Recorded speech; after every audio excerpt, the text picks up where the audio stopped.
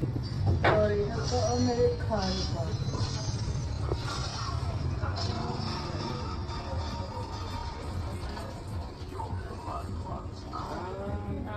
Ay, pwede na.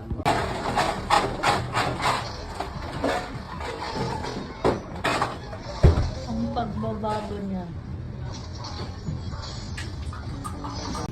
Hello, I'm Mix Oligo and I'm from NEC.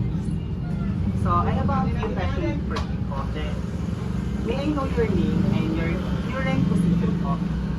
My name is Ricardo Leo. And position ko sa coffee shop na to ay POS and barista na. The second question po is, gaano ka po katagal na nag-work po dito sa coffee shop? More than 1 year na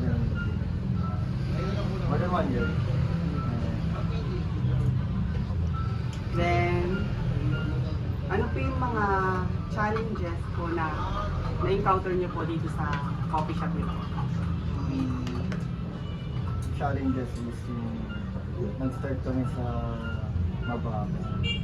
But then, in-improve namin. Kaya, lumami na rin yung mga tao. So po yung last question po is, ano pong ma-advise niyo po sa mga gusto magtrabaho sa coffee shop?